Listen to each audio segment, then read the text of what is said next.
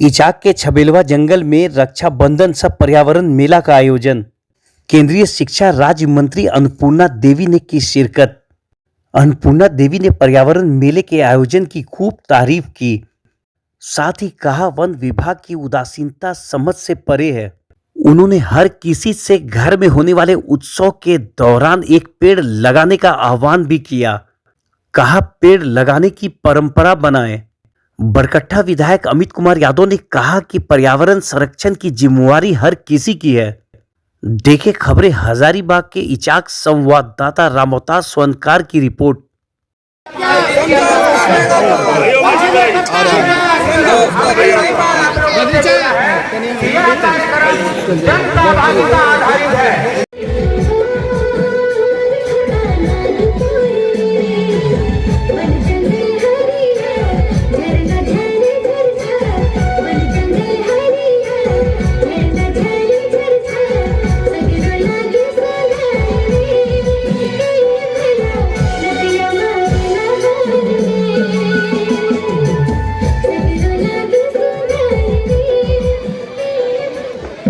बच्चों को भी शुभकामना देते हैं और उनके शिक्षक को हम विशेष रूप से धन्यवाद देते हैं कि आप कार्यक्रम के माध्यम से जागरूकता, लोगों के अंदर जागरूकता फैलाने का काम भी कर रहे हैं। और सबसे अच्छी बात की ये जो रक्षाबंधन कार्यक्रम है 2009 से यहाँ पे शुरू हुआ।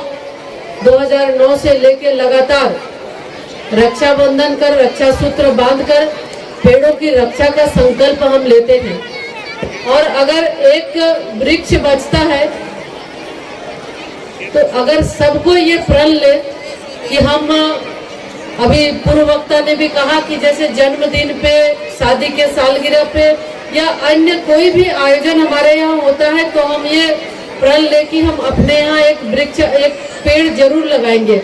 अगर अपने घर के आसपास जगह है तो वहाँ पे लगाएं, अन्यथा हमारे घर के बगल में जो भी स्थान हमें मिलेगा वहाँ पे लगाएं।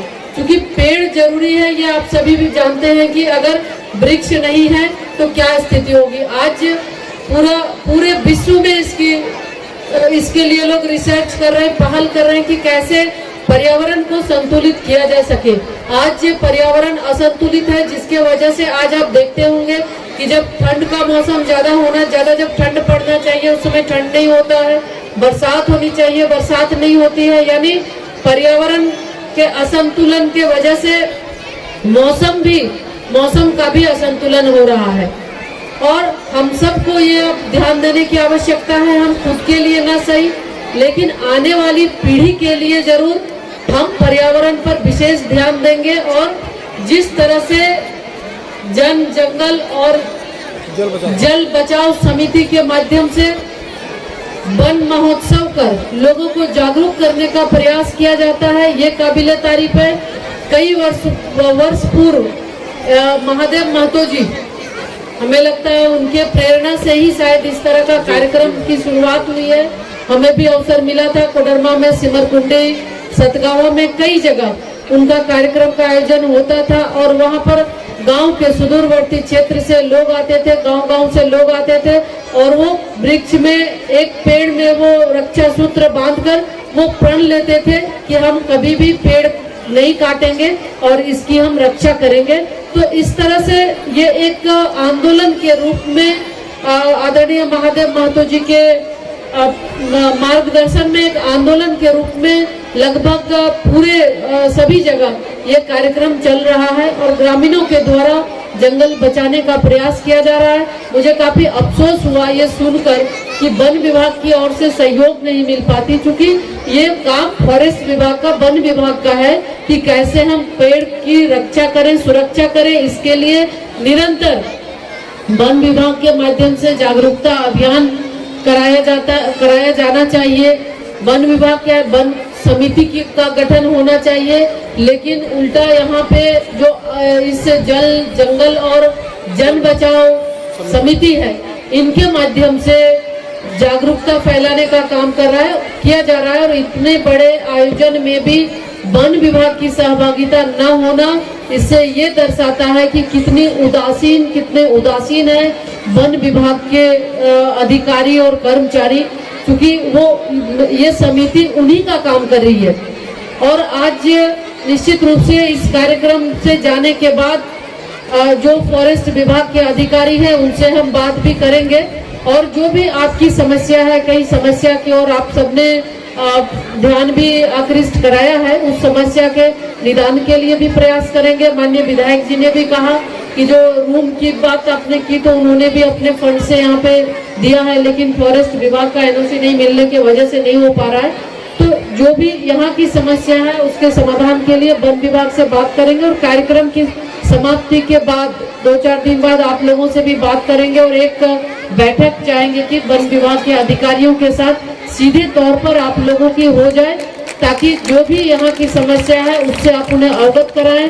और फॉरेस्ट विभाग के अधिकारी से भी चाहेंगे कि इस तरह से जो भी पर्यावरण संरक्षण के लिए काम कर रहे हैं उनको विशेष रूप से वो उन्हें सहयोग भी करें, उनको प्रोत्साहित और पुरस्कृत भी करें। और आज का जो ये कार्यक्रम है, निश्चित रूप से इस कार्यक्रम के बारे में भारत सरकार वन पर्यावरण मंत्री आदरणीय भूपेंद्र यादव जी को भी इसकी जानकारी हम देंगे। हम प्रयास करेंगे कि उनसे भी जो आप लोगों को कोई प्रशस्ति पत्र सम्मानित वो करें, क्योंकि जिस तरह से प्रयास आप जंगल बचाने के लिए आप कर रहे हैं ये वाकई में काबिल तारीफ है। और जमीन के अंदर ही रहे और बहाव ना हो, इसलिए वहाँ स्वतः गड्ढा जरूर बनावे।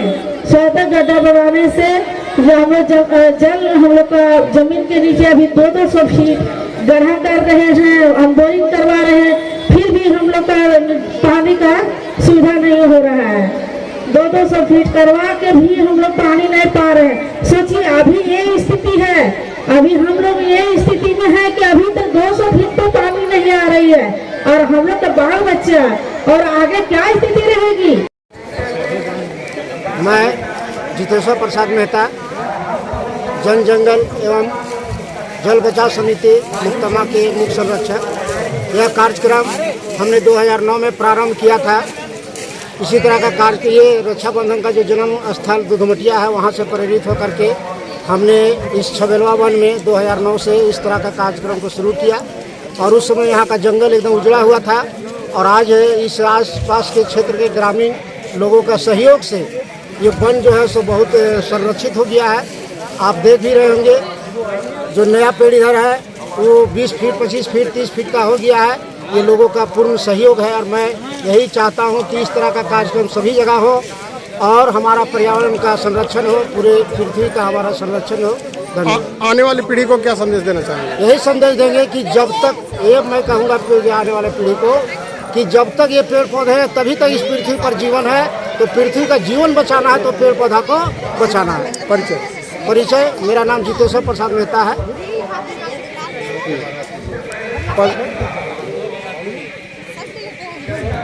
उनके वक्त विधायक जी ने आपको डिटेल बताया। अगर जल और जंगल हम लोग नहीं बचा पाते हैं तो ऑक्सीजन में जो कमियां हम लोग देख रहे हैं। 2 साल के पहले जो कोरोना काल हुआ, लोग कंधा पर लेकर के ऑक्सीजन के तलाश करते थे, उसके बाद भी ऑक्सीजन का कमियां हुआ। अगर हम लोग जंगल बचाते हैं तो इसमें फायदा 2-3 फायदा होगा। जंगल बचाते हैं तो बादल होता है और बादल से वर्षा होता है। साथ में जंगल में तरह तरह के जड़ियां बूटियां प्राप्त होती है जो हमारे चिकित्सक में काम आता है। पूर्व में जो हमारे पूर्वजों ने जो तो आपने देखा होगा उनका खान पान, स्वास्थ्य, उनका आयु 100 साल से लेकर के 90 से लेकर 110 साल 20 साल तक रहते थे जीवित। अपने फंड से अपने द्वारा यहाँ पे चापाकल का बोरिंग करवाया, लेकिन अभी मुझे तुरंत मंच के माध्यम से पता चला कि वो फेल होकर गया, धंस गया। लेकिन उसके लिए कोई चिंता करने का विषय नहीं। फिर से वो वापस हम लोग के माध्यम से अगले साल फिर पानी के लिए हमारे द्वारा यहाँ पे व्यवस्था कर दिया जाएगा। समस्या हमारे पास ये आती है कि हम वन विभाग को सहयोग करना चाहते हैं, फॉरेस्ट को सहयोग करना चाहते हैं, लेकिन वो सहयोग नहीं लेना चाहता। हम एक उत्सव के माध्यम से, एक कार्यक्रम के माध्यम से, एक फेस्टिवल के माध्यम से हम लोगों को जागरूक करने का प्रयास करते हैं कि ये जो वन है, ये प्रकृति है, ये ऑक्सीजन है, ये हवा है, ये हमारे लिए, हमारे आने वाले जनरेशन के लिए।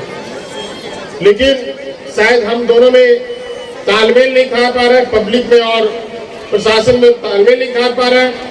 लेकिन ये बात हम सबको सोचने की आवश्यकता है कि प्रशासन जो भी कार्य करते हैं वो हमारे लिए करते हैं, हमारे हित के लिए करते हैं।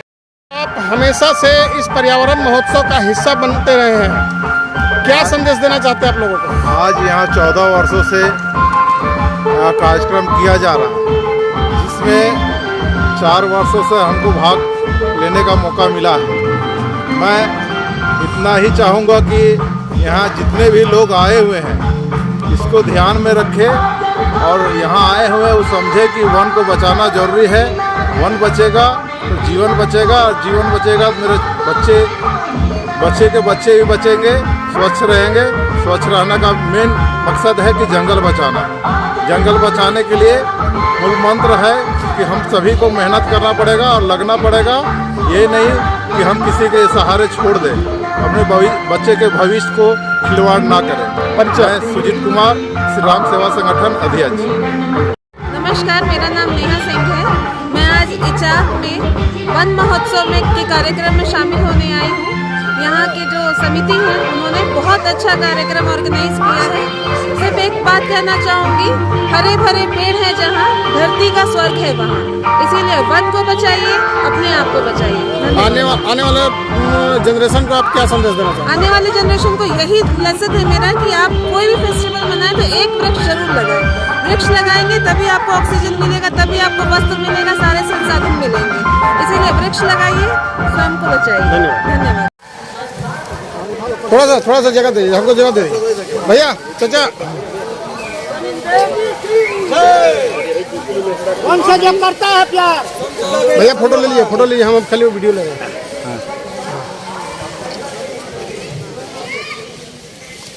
कौन सा जो करता है प्यार समझो उसका बेड़ा पार।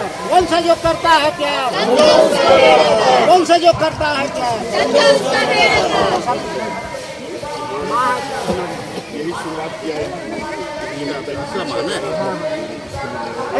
दूरी वाला जी। हाँ ठीक है, खाइए मत।